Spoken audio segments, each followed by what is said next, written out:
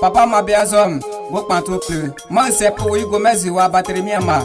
Passari menavel nanona. C'est fini comme ça. L'arrangeur Ricky, c'est fini comme ça. Tout va c'est fini comme ça.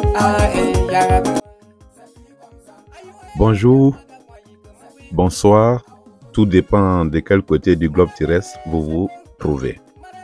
Merci de votre présence.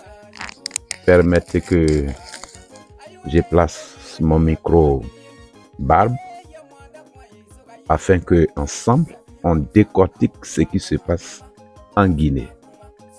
Merci de votre présence. Et oui, je suis vraiment étonné de ce qui se passe en Guinée, de ce que j'entends un peu partout, à gauche, à droite. Voilà. Je voulais qu'on analyse ensemble. Quand j'observe le comportement des avocats en Guinée qui refusent de prendre part au procès, qui boudent le procès, c'est comme s'ils ne sont pas conscients que leurs clients sont détenus. C'est comme s'ils ne savent pas que plus le temps passe et plus ces personnes qui sont privées de liberté dureront en prison. Les avocats de la défense ont déposé une requête et elle n'a pas abouti. Aujourd'hui, ils se plaignent qu'ils n'ont pas été convoqués pour venir prendre part au procès. Or, en la matière, quand on dépose une requête, on s'en va voir la suite accordée à cette requête. Mieux, les huissiers leur ont adressé des copies de la réponse à leur requête. Bref, quand j'observe leur comportement, ça me fait penser à un film français. Je ne sais pas si vous avez déjà eu à regarder ce film. Les sous-doués passent le bac. Ce film, c'est les sous-doués passent le bac. Les sous-doués qui passent le bac. C'est un film où il y a un élève, un sous-doué, même pour aller prendre le résultat de son bac là, son père lui demande pardon. C'est à lui, l'élève, qu'on demande pardon. Le père demande à son fils élève, candidat à l'examen du bac, il demande pardon au fils de venir pour qu'ils aillent chercher son résultat. Voici des détenus qui demandent pardon à leurs avocats, à leur maître conseil de venir poursuivre le procès. Je ne sais pas ce que ça signifie, mais moi je vais interpréter à ma manière. Ces avocats-là n'ont plus un intérêt à suivre ce procès, comme je l'ai dit hier. Ils n'ont plus d'intérêt à suivre le procès, comme si ils n'avaient plus rien à gagner. Premièrement. Deuxième, ils cherchent des arguments pour dire que leurs clients ont été condamnés sans preuve. Qu'en Guinée, il n'y a pas de justice. Qu'à ce procès, le droit n'a pas été dit. Déjà pour protéger leur carrière d'avocat. Parce qu'ils ont fini de bouffer le blé qu'ils ont encaissé auprès des clients. Ils n'ont plus rien à voir. Pour protéger leur carrière, ce sont ces arguments-là qu'ils apprêtent déjà. Mais comment on peut comprendre que ces avocats se plaignent de l'arrivée du procureur de la CPI en Guinée? Ah bon? Donc, la CPI peut financer. La CPI peut financer pour la tenue de ce procès. La CPI peut vous donner du matériel, les ordinateurs, la réfection de la salle, les magistrats, tous ceux qui sont actuellement en activité pour ce procès, les gardes, tout ce monde-là peut être payé avec l'argent de la CPI, mais que le procureur de la CPI ne mette pas ses pieds en Guinée. C'est ça vos revendications, c'est ça qui vous étonne. Pourquoi le procureur est arrivé à ce moment du procès en Guinée? Adama, on peut faire ça? Vivement que ces avocats entendent la raison vu que leurs clients sont détenus. Nous allons suivre ces extraits où Maître DSBA avait déjà conclu. Les arguments, le mobile pour lequel ces avocats ne veulent plus venir à ce procès-là, ces raisons-là sont à chercher ailleurs. Tout ce qu'ils évoquent là, ce ne sont pas des raisons valables. C'est juste du tape à l'œil. C'est pour nous mettre du beurre dans les yeux. Leurs arguments sont ailleurs. Ce sont des arguments déjà qu'ils apprêtent pour dire que le droit n'a pas été dit en Guinée. Qu'en Guinée, il n'y a pas de justice. C'est dans ça là, ils sont là. Parce qu'ils connaissent la suite. Après la réqualification des faits là, ils connaissent la suite. Nous allons d'abord écouter Maître DSBA, l'avocat de la partie civile. Nous allons écouter ensuite le président Dadis Moussa Camara, capitaine Moussa Dadis Camara, un détenu qui demande un petit temps, le temps qu'ils invitent leurs avocats à revenir au palais, à revenir aux audiences. Et ensuite, nous allons écouter Maître Antoine Lama et vous entendrez ce qu'il dit à propos de l'arrivée du procureur de la CPI en Guinée. Merci et bonne écoute. Je l'ai toujours dit, au début de tous les films western, le bandit est chaud. C'est vers la fin, là, il fait pitié. Au début de tous les films western, le bandit sème la terreur, il est chaud. C'est vers la fin, là, que ce bandit fait pitié. Merci. Monsieur le Président, honorable assesseur, je pense qu'à la suite donc du ministère public, il est clair que tout le monde a été informé de la reprise de l'audience ce matin. Malheureusement, la défense n'a pas daigné comparer. En tout cas, les avocats de la défense n'ont pas accepté de venir puisque c'était prévisible, Monsieur le Président. Nous l'avons toujours dit que les réelles motivations des avocats de la défense est à trouver ailleurs. Puisque aujourd'hui, sinon, l'obligation principale d'un avocat, c'est d'abord de se concerter avec son client pour entreprendre quoi que ce soit. Alors, vous ne savez pas où. Passez le micro à M. Camara. Monsieur le Président, avec votre permission, il faut être très sincère et honnête. Quand vous posez cette question, il n'est pas sans savoir que lorsque vous avez des avocats ou des conseils ou un avocat, que vous n'êtes pas sans savoir leur position en ce qui concerne mes conseils.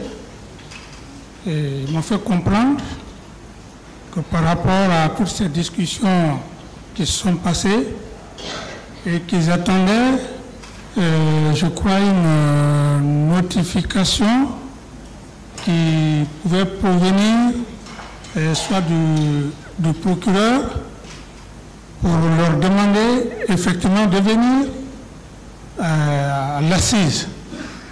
Alors donc, puisque n'étant pas professionnel, alors je n'ai pas cherché tellement à discuter avec eux, sans compter que vraiment la situation réellement me dépasse. Et avec votre indulgence, je vous prie de bien vouloir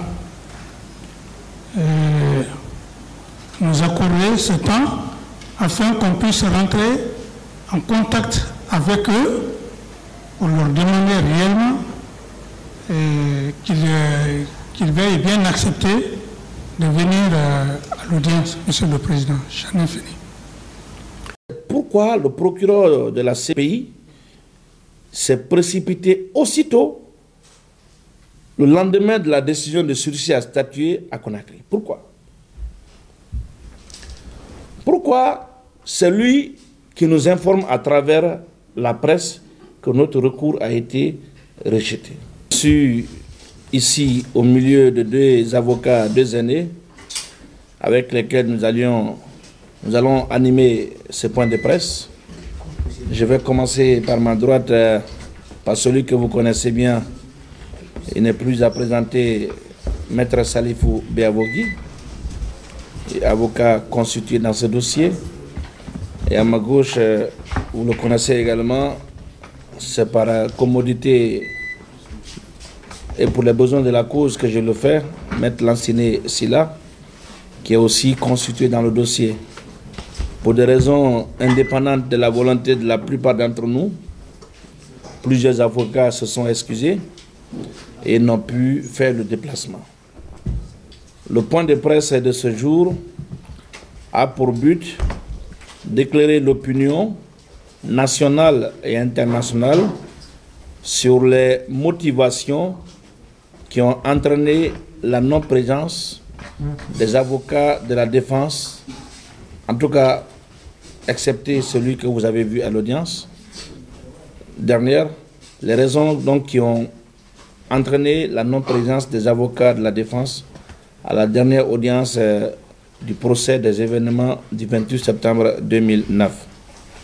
Je vais commencer, Maître Lanciné Silla va enchaîner et Maître Salif Béavogui viendra apporter le mot de la fin.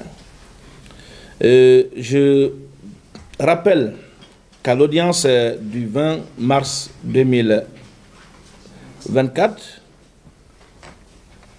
le tribunal criminel de Dixine en charge du dossier des événements du 28 septembre avait, après 3 jours d'intenses et houleux débats sur la demande de requalification sollicitée par le ministère public, décidé de joindre cette question au fond.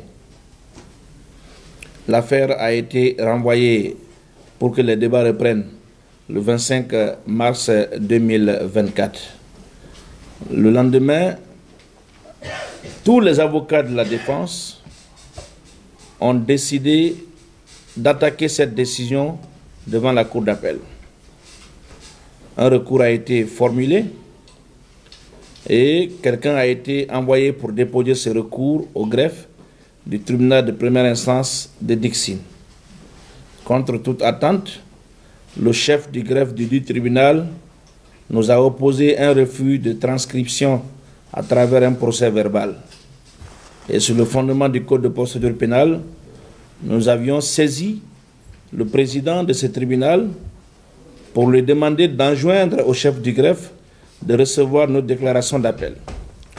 Le président du tribunal criminel, qui est en même temps le président du tribunal de première instance de Dixine, a fait droit à cette demande et il a pris une décision enjoignant au chef du greffe de recevoir notre recours. Le recours a été effectivement déposé. Le 25, la défense a délégué 2 avocats, en l'occurrence Maître Lanciné Silla et moi, pour aller porter cette information à la connaissance du tribunal. Ce jour, nous avions fait savoir au tribunal que consécutivement à l'appel que nous avons interjeté, nous venions de saisir le même jour le premier président de la Cour d'appel de Conakry, en application des dispositions des articles 591 et 592 du Code de procédure pénale, pour demander à celui-ci d'examiner immédiatement notre recours. Conséquemment, nous avions demandé et obtenu le sursis à statuer. Alors, pendant que nous étions dans l'attente éventuellement d'une invitation à venir discuter des mérites de notre recours devant la Cour d'appel de Conakry, nous avions été surpris le lendemain même, c'est-à-dire le mardi 26 mars 2024, de voir la délégation du procureur de la CPI débarquer à Conakry, on ne sait pour quelle raison. Et coïncidence, le lendemain, intervient une ordonnance qui rejette notre recours. Cette ordonnance n'est pas notifiée aux avocats de la défense. C'est un avis d'audience signé du chef du greffe que nous recevons. Ignorant ce qu'on a fait de notre recours, nous avions émis la réserve de nous présenter à l'audience si la Cour n'a pas encore tranché la contestation que nous avons portée devant elle, puisqu'auparavant, le tribunal venait de rendre une décision de sursis à statuer. C'est donc par voie de presse et à travers le représentant du procureur de la CPI que nous apprenons que notre décision aurait été rejetée. Nous sommes des professionnels. Ce n'est pas par voie de presse qu'on notifie une décision de justice aux avocats ou aux plaideurs. Il y a une forme administrative en la matière qu'on doit observer. Et Maître Lansiné Sylla prendra tout le temps pour vous expliquer comment et pourquoi on doit procéder à la notification des décisions en matière pénale, contrairement à ce qu'on a entendu la dernière fois. Alors, aujourd'hui, il y a quand même des inquiétudes qui animent la défense. Entre autres, c'est pourquoi le procureur de la CPI s'est précipité aussitôt le lendemain de la décision de sursis à statuer à Conakry. Pourquoi? Pourquoi c'est lui qui nous informe à travers la presse que notre recours a été rejeté? Pourquoi c'est seulement le lendemain de son arrivée que la décision dont on parle, que d'ailleurs tous les avocats n'ont pas encore reçue, est intervenue? Ce sont donc des situations qui amènent la défense à s'inquiéter par rapport au respect des droits des personnes dont nous avons la charge de défendre. Dans ce dossier, nous ne cherchons pas la clémence de qui que ce soit, en tout cas à ce stade de la procédure. Chaque accusé, chacun en ce qui le concerne, a sa ligne de défense. Mais tout ce qu'on peut demander et qu'on peut d'ailleurs exiger, c'est que les conditions minimales de la tenue d'un procès juste et équitable soient réunies. Cette façon de procéder donne l'impression que tout ce qui se décide dans cette procédure ne vient pas de la Guinée. Dans cette affaire, nous étions en train de discuter des crimes de droit commun. Et tout d'un seul coup, le ministère public nous jette à la figure des réquisitions aux fins de réqualification. Le tribunal n'a pas tranché la question. L'affaire est transmise en appel. C'est le procureur de la CPI qui envoie une délégation. En vertu de quelle disposition légale, en vertu de quel pouvoir le procureur, je ne parle pas de la CPI, mais je parle du procureur de la CPI, doit continuer à avoir un regard veillant sur le déroulement de ce procès. Au nom du principe de la subsidiarité, à partir du moment où l'affaire est traitée par la juridiction guinéenne, dans les conditions normales, il n'a plus rien à voir sur ce qui se déroule dans cette procédure. Mais nous comprenons qu'ils ont encore une grande influence dans cette affaire et nous nous posons des inquiétudes et le moment venu, nous aviserons des conséquences que nous voudrons tirer. Je ne vais pas... C'est fini comme ça. L'arrangeur Ricky, c'est fini comme ça.